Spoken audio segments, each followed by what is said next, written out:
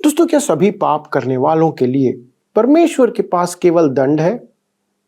क्या एक पापी या अपराधी के लिए परमेश्वर के पास कोई और दूसरा अवसर नहीं है? नहीं दोस्तों, ऐसा नहीं है। हमारे परमेश्वर के पास सभी पापियों और अपराधियों के लिए एक योजना है, एक अवसर भी है जो वो उन्हें देना चाहता है। इस अध्ययन में वही बात बहुत बारीकी से प्रस्तुत की गई है। क्या आप यह जानना चाहते हैं कि यह कैसे हुआ और क्यों परमेश्वर ऐसा अवसर देता है? तो चलिए दोस्तों, मेरे साथ इस अध्ययन में शामिल होकर इन बातों को जानिए।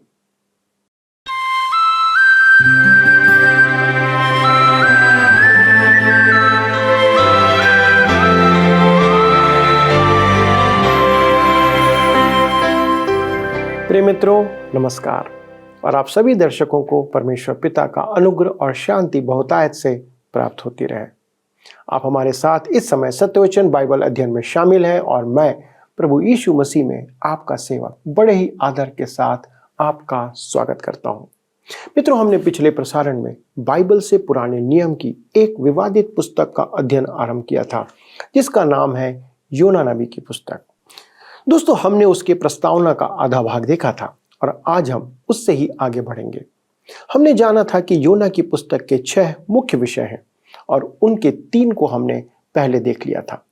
दोस्तों, योना जो गथेपेर का रहने वाला था, जिसे परमेश्वर ने अशूरों के नगर नीनवे में भेजा कि वह वचन सुनाने का काम करे, पर योना परमेश्वर की आज्ञा के विरुद्ध तर्शीश को भागने का प्रयास करता है। मित्रों, आज हम उस कारण को भी जानेंगे कि क्यों योना नहीं चाहता था कि परमेश्वर का वचन नीनवे के अशूरों तक पहुंचे। जब परमेश्वर किसी मनुष्य को कोई आज्ञा देता है मित्रों, तब यह असंभव है कि वह उसका उल्लंघन करे या उसको ना माने। पर योना ने ऐसी हिमाकत की और परमेश्वर की योजना के विपरीत दिशा में भागने का प्रयास करने लगा। दोस्तों, आज हम परमेश्वर के उद्धार की योजना और उसके प्रेम को भी देखेंगे कि वह सभी मनुष्यों से प्रेम करता है। चाहे आप कितने भी पापी क्यों ना हो, परमेश्वर दोस्तों आपसे प्रेम करता है, आपसे प्रेम रखता है और वो नहीं चाहता कि आप अपने पापों में नाश हो। शायद आप इस बात को अब तक ना समझ पाए हो, पर योना की यह पुस्तक इस बात को प्रकट करती है जो आप समझ सकते हैं। दोस्तों, परमेश्वर के प्रेम को प्रकट करने का काम इस पुस्तक के अंदर किया गया है। पापी के प्रति परमेश्वर की योजना प्रकट करती है और आज भी हमें इस बात को यह पुस्तक बताती है कि परमेश्वर सभी पापी मनुष्यों का उद्धार करना चाहता है कि वे उसके दंड से बच सकें। तो चलिए मित्रों, हम अपने अध्ययन में आगे बढ़ते हैं और उन महत्वपूर्ण बातों पर मनन करते हैं जो सभी के लिए है। मित्रों, जैसा कि आप सब जानते हैं कि हम इन दिनों योना नबी की पुस्तक से अध्ययन कर रहे हैं। जैसा कि मैंने आपसे कहा था कि योना की पुस्तक में 6 मुख्य विषय हैं। पहला है प्रभु यीशु के पुनरुत्थान का पूर्व चित्रण। दूसरा, उद्धार धार्मिकता के कामों से नहीं, पश्चाताप उत्पन्न करने वाले विश्वास से है। तीसरा, परमेश्वर के अनुग्रह का उद्देश्य हताश नहीं होता है। चौथा, हमारे अविश्वास के कारण परमेश्वर हमें त्यागता नहीं। पांचवा, परमेश्वर भला और अनुग्रहकारी है। छठा, परमेश्वर अन्य जातियों का भी सुधि लेने वाला प्रभु है। क्या परमेश्वर केवल यहूदियों का प्रभु है, अन्य जातियों का नहीं? हाँ, वह अन्य जातियों का भी प्रभु है। तो आइए हम बढ़ते हुए पिछले अध्ययन के क्रम में आगे चलते हैं और हम चौथी बात को देखते हैं, जहां पर हमने पिछला अध्ययन समाप्त किया था। चौथी बात है, परमेश्वर हमारे अविश्वास के कारण हमारा त्याग नहीं करेगा। मेरे प्रियो, यह हो सकता है कि आपको काम में ना ले, परंतु वह आपका त्याग नहीं करेगा। जैसे खिलाड़ी वर्दी में एक ओर बैठता है, खेलता नहीं, परंतु समय आने पर मैदान पर उसे भी उतारा जाता है। उसी प्रकार परमेश्वर हमें भी अतिरिक्त दल में रखता है और ज्यों ही हम जीवन के खेलों में आना चाहते हैं और उसकी इच्छा पूरी करना चाहते हैं, तो वह हमें काम में लेता है। वह हमारा त्याग नहीं करता। 5वीं बात, परमेश्वर भला और अनुग्रहकारी है। योना नबी की पुस्तक 4 अध्याय उसके 2 पद में हम इसे पाते हैं। यह परमेश्वर का सबसे अधिक प्रभावी चित्रण है। यह हमारा भ्रम है कि पुराने नियम में परमेश्वर क्रोध करता है और वह क्रोधी स्वभाव का है, और नए नियम में वह प्रेम करता है। परंतु योना की पुस्तक में हम वह बदला लेने वाला परमेश्वर नहीं पाते हैं। आइए अब हम 6वीं बात देखते हैं। परमेश्वर अन्य जातियों का भी परमेश्वर है। अब्राहम को चुनने के बाद, या यूं कहें कि अब्राहम को चुनते समय परमेश्वर ने अन्य जातियों से कहा, मैं मानव जाति के पाप के कारण अभी कुछ समय तुम्हें अलग कर रहा हूं। मैं एक मनुष्य और एक जाति के द्वारा तुम्हारे लिए उद्धार की तैयारी कर रहा हूं। उनके द्वारा मैं संसार के उद्धारकर्ता को लाऊंगा। अब परमेश्वर के पास संपूर्ण मानव जाति के लिए उद्धार है। रोमियो की पत्री 3 अध्याय उसके 29 पद में पौलुस कहता है, क्या परमेश्वर केवल यहूदियों का ही है? क्या अन्य जातियों का नहीं? हाँ, अन्य जातियों का भी है। योना की पुस्तक से यह बात स्पष्ट प्रकट होती है कि पुराने नियम में भी परमेश्वर अन्य जातियों को भूला नहीं है। परमेश्वर यदि राहाब वेश्या और नीनवे के पार्श्विक अशूरों को उद्धार दिला सकता था, तो मैं आपको बताना चाहता हूं कि परमेश्वर पापियों के उद्धार का काम करने में व्यस्त है। यदि आप पापी हैं तो वह आपको बचाने के लिए भी कार्य कर रहा है। मेरे मित्रों, हम देखेंगे कि योना की पुस्तक के अध्ययन के 2 मार्ग हैं। अधिकांश टीकाकार योना और पौलुस में समानता दर्शाते हैं। पौलुस और योना दोनों ही अन्य जातियों में परमेश्वर के संदेशवाहक थे। दोनों समुद्री आंधी में फंसे थे। दोनों ने नाविकों को परमेश्वर की गवाही दी। दोनों ने नाविकों की जान बचाई। इस प्रकार की अनेक समानताएं इन दोनों में दर्शाई गई है। पौलुस ने 4 प्रचार यात्राएं की थी। उसकी रोम यात्रा को मैं उसकी चौथी प्रचार यात्रा मानता हूं। योना के 4 अध्यायों को उसकी 4 प्रचार यात्राओं में विभाजित कर सकते हैं। पहली यात्रा मछली के पेट में, दूसरी यात्रा भूमि पर, तीसरी यात्रा नीनवे नगर में, और चौथी यात्रा परमेश्वर की ओर। यह एक उत्तम विभाजन है, परंतु इससे मेरे मन को शांति नहीं मिलती है। जी हाँ, सच तो यह है कि मुझे योना की पुस्तक की रूपरेखा तैयार करने में प्रकाशित वाक्य की पुस्तक से भी अधिक कठिनाई हुई है। मेरे मित्रों, मैं जब बाइबल की पुस्तकों की रूपरेखा तैयार कर रहा था, तब मैं योना पर आकर रुक गया। यह काम कठिन था। उसी मध्य मुझे कहीं जाना भी था और मेरी गाड़ी आधा घंटा विलंब से चल रही थी। अतः मैं टहलने लगा और अंत में रेलवे की समय सारणी पर आकर रुका। मैं उस सारणी को देख ही रहा था कि मेरे मन में विचार उठा, योना की रूपरेखा ऐसे बन सकती है। गाड़ियों की समय सारणी में 3 मुख्य बातें दिखाई देती हैं। पहला, गाड़ी के छूटने का समय स्थान। दूसरा, गाड़ी का गंतव्य स्थान। तीसरा, गंतव्य स्थान पहुंचने का समय। अतः मैं योना की पुस्तक के समय सारणी के अनुसार देखता हूं तो वह मेरी रूपरेखा बन जाती है। तो आइए हम इस पुस्तक को इस प्रकार से विभाजित करें। पहला, प्रस्थान का समय और स्थान, तब गंतव्य और फिर गंतव्य का समय। अध्याय 1, प्रस्थान इस्राएल, सामरिया या गत, गंतव्य नीनवे, समय मछली। अध्याय 2, प्रस्थान मछली, गंतव्य नीनवे, समय सूखी भूमि। तीसरा अध्याय, प्रस्थान सूखी भूमि, गंतव्य नीनवे, समय नीनवे। अध्याय 4, प्रस्थान नीनवे, गंतव्य रेड़ का पेड़ और समय परमेश्वर का मन। मेरे मित्रों, यह जानकर और मानकर कि योना का ऐतिहासिक चरित्र था और योना की पुस्तक न तो कपोल कल्पित कहानी है और न ही योना के स्वप्न का वर्णन है। हम इस पुस्तक का अध्ययन आरंभ से करते हैं। योना यारोबाम द्वितीय के राज्यकाल में इस्राएल का एक भविष्यद्वक्ता था।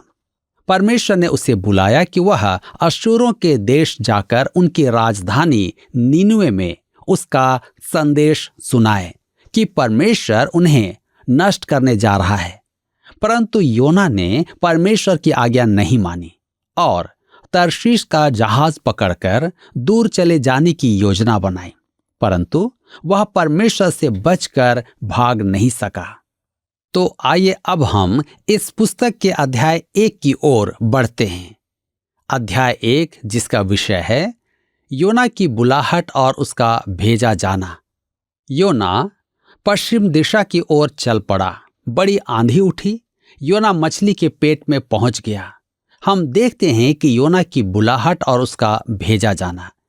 योना नबी की पुस्तक 1 अध्याय उसके 1 पद में लिखा है, यहोवा का यह वचन अमित्तै के पुत्र योना के पास पहुंचा। योना एक भविष्यद्वक्ता था। उसके पिता का नाम अमित्तै था। योना की वास्तविकता के विषय में हम प्रस्तावना में चर्चा कर चुके हैं। योना की पुस्तक 1 के 2 पद में आगे लिखा है, उठकर उस बड़े नगर नीनवे को जा और उसके विरुद्ध प्रचार कर, क्योंकि उसकी बुराई मेरी दृष्टि में बढ़ गई है। योना को परमेश्वर ने आदेश दिया कि वह नीनवे नगर में जाए। नीनवे अश्शूर देश की राजधानी थी। अश्शूर उस युग की विश्व शक्ति थी। इस अध्ययन में हम आगे चल करके देखेंगे कि उस नगर का क्षेत्रफल भी था। यहां उस नगर की दुष्टता पर ध्यान दिया गया है।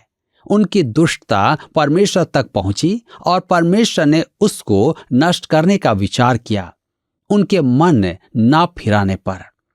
तब हम देखते हैं कि योना पश्चिम दिशा में भाग जाता है। आइए पढ़ें योना 1 के 3 पद। लिखा है, परंतु योना यहोवा के सम्मुख से तर्शीश को भाग जाने के लिए उठा और याफा नगर को जाकर तर्शीश जाने वाला एक जहाज पाया और भाड़ा देकर उस पर चढ़ गया कि उनके साथ यहोवा के सम्मुख से तर्शीश को चला जाए।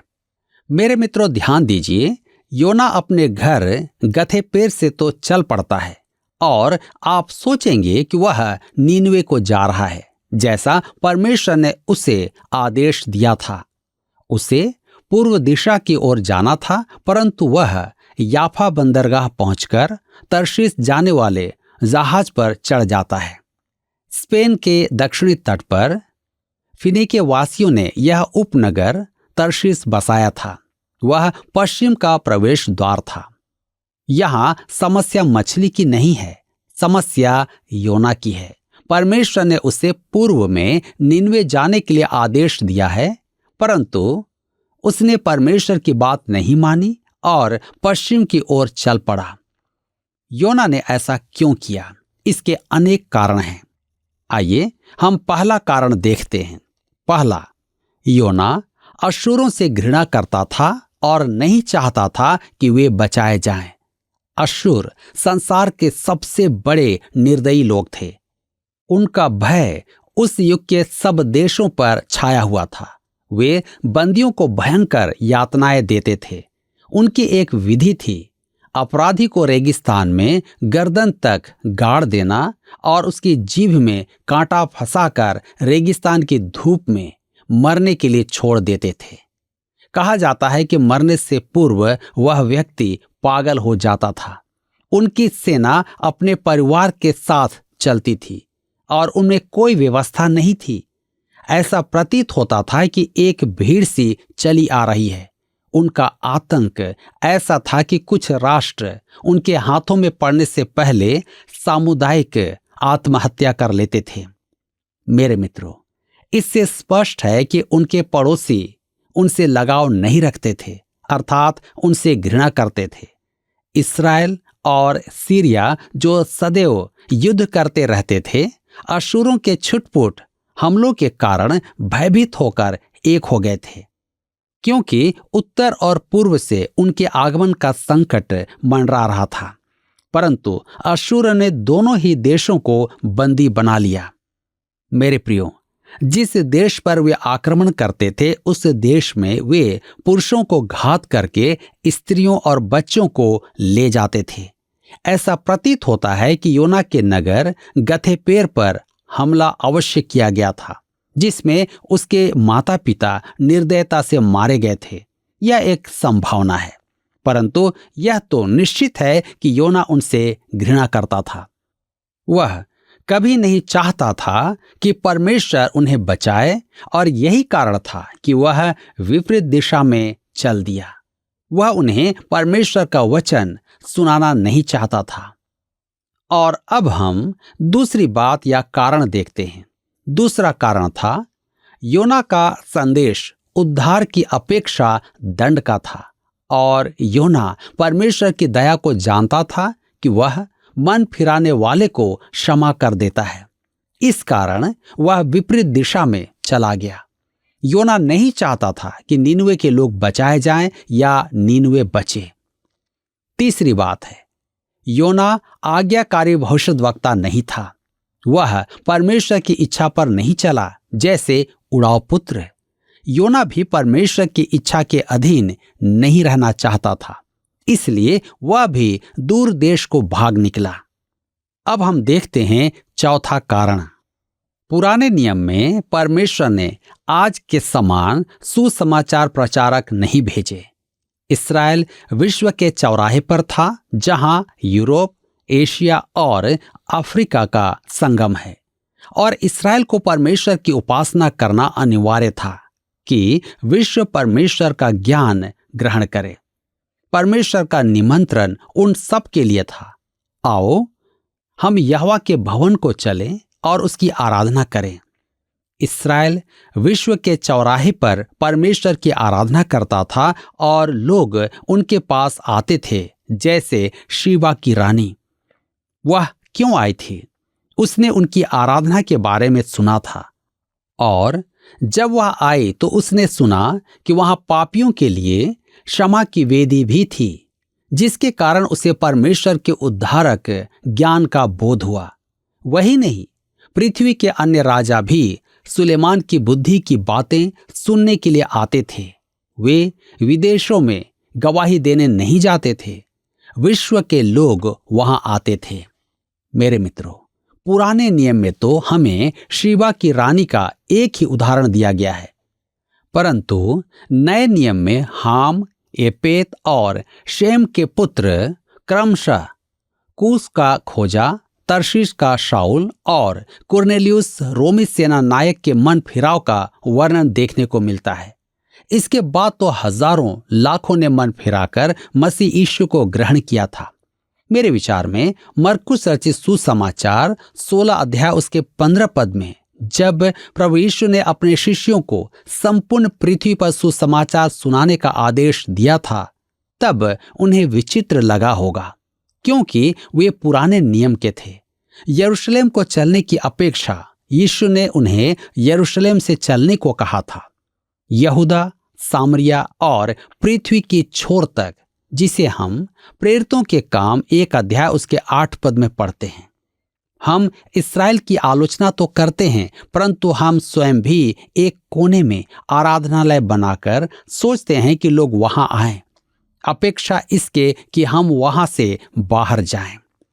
मेरे प्रियो, मुझे इस तथ्य को समझने में बहुत समय लगा, अतः मेरी सेवा का उद्देश्य आज यही है कि टीवी और अन्य प्रसार माध्यम से संसार में गवाही, परमेश्वर का वचन दे सकूं, ताकि आप इसे सुने, परमेश्वर को जाने और आप उसकी गवाही को दे सकें। जी हां, आज हम सबके पास यह समय है कि हम परमेश्वर को जाने, उसके उद्धार को जाने और उसकी गवाही को दे सकें। क्या आज इस पर आप चिंतन करते हैं? मित्रों, आपने परमेश्वर के प्रेम को देखा।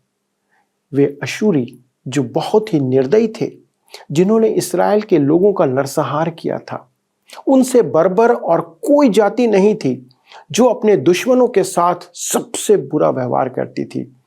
वे बच्चों को पत्थर पर पटक पटक कर और गर्भवती स्त्रियों का पेट तलवार से चीर कर मार डालते थे। परमेश्वर उनसे भी प्रेम करता है मित्रों। परमेश्वर के पास उन्हें बचाने की योजना है। इस कारण परमेश्वर योना को यह सुअवसर देता है कि वह जाकर नीनवे के लोगों को परमेश्वर के आने वाले दंड के बारे में सुसमाचार सुनाए और बचने का अवसर दे। और यदि वे सुसमाचार सुनकर मन फिराते हैं तो परमेश्वर उन्हें माफ करने जा रहा था। दोस्तों, यह पुराने नियम में परमेश्वर के प्रेम और सुसमाचार का चित्रण प्रस्तुत करती है, जो हमें नए नियम में व्यापक रूप से दिखाई देता है। यह संदेश और पुस्तक प्रकट करती है कि परमेश्वर पापी से नहीं पर पाप से घृणा करता है। वह नहीं चाहता कि कोई भी पापी अपने पाप में पड़ा हुआ नाश हो जाए। जैसे कि पतरस की दूसरी पत्री के 3 अध्याय के 90 पद में लिखा हुआ है, प्रभु अपनी प्रतिज्ञा के विषय में देर नहीं करता, जैसी देर कितनी लोग समझते हैं, पर तुम्हारे विषय में धीरज धरता है और नहीं चाहता कि कोई नाश हो, परंतु यह कि सबको मन फिराव का अवसर मिले। मित्रों, यह है हमारा परमेश्वर जिसकी हम आराधना करते हैं। आज सभी अविश्वासियों के लिए यह बड़ा अवसर है कि वे उस परमेश्वर से क्षमा प्राप्त कर सकें, क्योंकि परमेश्वर सभी के लिए धीरज धरता है। पर इससे पहले कि देर हो जाए, हमें परमेश्वर के पास आना होगा और उसके पुत्र प्रभु यीशु के द्वारा पापों की क्षमा प्राप्त करना होगा। दोस्तों, क्या आज आप परमेश्वर की उस बुलाहट को सुनकर उसके निकट आने को तैयार हैं? यदि हाँ, तो आइए हम सब मिलकर प्रार्थना करें। हमारे स्वर्गीय पिता, हम धन्यवाद देते हैं कि आज जितनों ने प्रभु इस कार्यक्रम के द्वारा आपकी बुलाहट को सुना, उनके हृदय में आपका वचन पहुंचने पाए। प्रभु, आपका वचन उनके मन और हृदय में कार्य करे, और जैसे आप नहीं चाहते प्रभु कि कोई भी मनुष्य अपने पापों में नाश हो, अनुग्रह करें और उन्हें ऐसा हृदय दें कि वे आपके निकटता में आए। प्रभु यीशु मसीह के द्वारा से पापों की क्षमा प्राप्त करें। प्रभु, जितने लोग इस वचन को सुन रहे हैं, हमारे सभी दर्शकों के लिए, यदि उन्होंने अब तक पापों की क्षमा प्राप्त नहीं किया है, प्रभु अनुग्रह करें कि आज का ये संदेश उनके जीवन को बदलने वाला होने पाए, उनके मनों को बदलने वाला हो। प्रभु, वे टूट कर आपके निकटता में आए, अपने पापों के लिए पश्चाताप करें, और प्रभु आपका अनुग्रह उनके जीवन में कार्य करें। प्रभु, आप ऐसा कर सकते हैं और आप ऐसा करने जा रहे हैं, इसलिए धन्यवाद के साथ हमारे सभी दर्शकों को आपके हाथों में रखते हुए इस विनती को प्रभु यीशु क्रिस्त के नाम से मांगते हैं। सुने और अपनी महिमा के लिए ग्रहण करें। आमीन। दोस्तों, क्या आज आपने एक नया अनुभव प्राप्त किया? क्या आपने पापों की क्षमा प्राप्त किया? यदि हाँ, या ऐसी कोई बात है जो आप हमारे साथ साझा करना चाहते हैं, बांटना चाहते हैं, तो कृपया फोन या SMS के द्वारा हमसे संपर्क करें। और यदि आपके पास कोई प्रश्न है तो हम वचन के आधार पर आपकी सहायता करने को तैयार हैं। अगले प्रसारण में इस अध्ययन में आगे बढ़ेंगे और परमेश्वर की महिमा के लिए हम सब मिलकर उसके वचन का अध्ययन करेंगे। प्रभु आप सभी को बहुतायत से आशीष दे और अपनी सुरक्षा में बनाए रखे। धन्यवाद। आइए अब हम प्रश्नों को देखें। पिछले प्रश्न का उत्तर है C 3। बाइबल में योना का नाम 3 बार आया है। आज के अध्ययन पर आधारित प्रश्न है, योना की पुस्तक के 4 अध्यायों को हमने नए नियम में अन्य जातियों के प्रचारक पौलुस की 4 खाली स्थान के आधार पर विभाजित किया है। A पत्रियों, B इच्छाओं, C सेवा, D यात्रा। मित्रों, इस प्रश्न का उत्तर हमें कल सुबह 6 बजे से पहले विकल्प A, B, C या D के साथ अपना नाम, पता, स्थान के साथ 9651433397 पर SMS या WhatsApp करें। क्या आपको यह कार्यक्रम पसंद आया? अभी हमें एक मिस कॉल करें और आप अगले विजेता हो सकते हैं।